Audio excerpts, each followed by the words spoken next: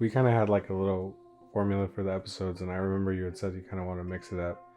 I think it was like the perfect time. My homie Guri that I had randomly met had this beautiful song.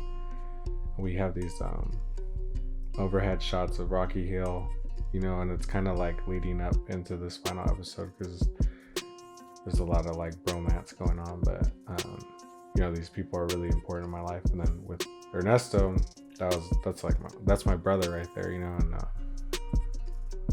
yeah, it was really important. Like I said, I've been kind of shedding light on all these people that had a big part of my life, and like he probably had the most out of everyone, and like he couldn't even be a part of it. So I don't know if maybe I hadn't really thought about that, to be honest, but now thinking back, like it does seem appropriate. And I don't know if that was on purpose because I can't really remember, to be honest. I remember like I was really anxious even like putting that together. So I have a bad habit of like blocking shit out. But I knew like I wanted to do it. I wanted to make sure that he got like that spotlight. Yeah, it definitely was a tribute to him. My buddy Johnny makes a little cameo too. Like we were both really good friends with Ernesto. Being that area, I touched on like you can feel his energy and stuff, and I still feel like I can, like when I go back. Running that spot is super important, just because the connection. I actually never went with him when he was around, just because I wasn't really into that kind of stuff. But I thought it was good, to go out there and get the run in real quick. I don't know, like it's hard because like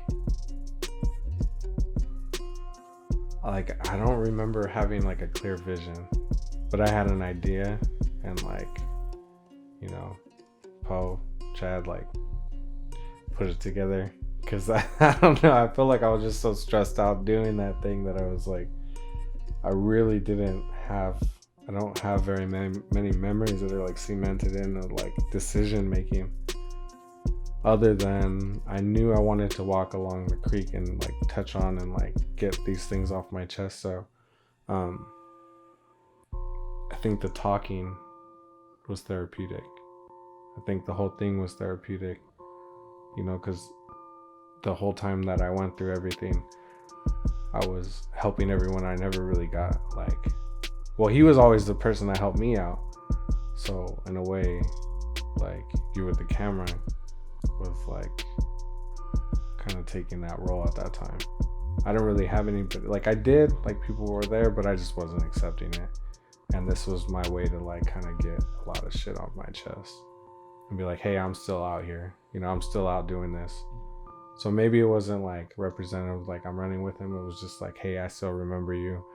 I'm still doing this. Like I still go out there. I still talk about him all the time. Like it's not taboo to me to mention him. Like half my stories are with him. So I think it's great that it's like smack dab in the middle, boom.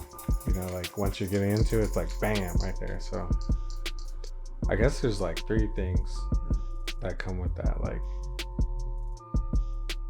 I hadn't really like cried at all. And I remember after the funeral, I did my speech and everything, and then like people were doing their last walk, and then I don't remember like what triggered it, but you were like the first person that I cried on, and I was like, what the fuck is happening to me? Like, but you're like, it's okay.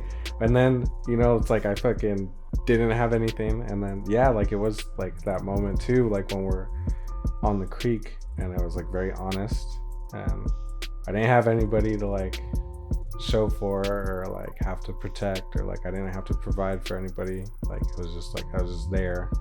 It was funny because you're just watching, and it's like, but you're not, so I don't know. It was very I don't know if it was like it didn't bring any closure, but it was a part of the process. There was a brief instance where I could be honest with myself.